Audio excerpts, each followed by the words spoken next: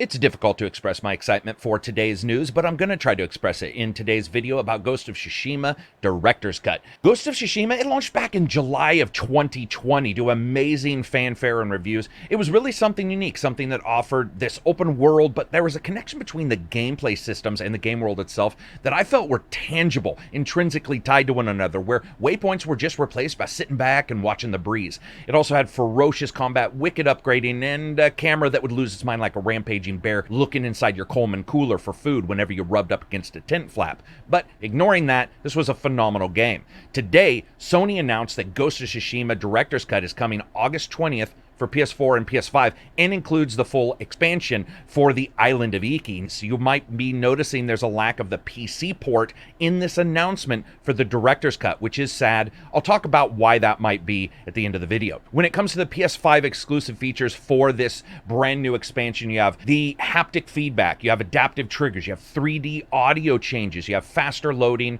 They stated 4K resolution options, and it all targets 60 FPS. Now, you guys know, whenever a company says targets FPS, it usually just should stand for maybe gets there. We'll have to see. Some titles have actually done well with this, but I'm not a big fan of seeing targeting 60 FPS, especially when those resolutions, those frame rates can be variable at the very least. But regardless of the frame rate, you're going to be variably seeing some very cool stuff. You're going to be seeing new enemies. It sounds like new equipment, new quests, a new storyline. But to me, it's the location that's probably going to speak to me. Iki Island, the idea of having a whole new place to go and explore with all of these upgrades, whether it be the resolution or the 3D audio, which could be phenomenal because Ghosts was already very well done. But what isn't very well done is the lack of the PC port. So let's discuss that for a second. This could be announced at a later time, but right now we have no word of any PC port for the Director's Cut, and I think this would have been the perfect moment to discuss it. We could think that the announcement is coming at a later time, but from a PR standpoint, this is most likely either not happening, or it's not ready, or in some way,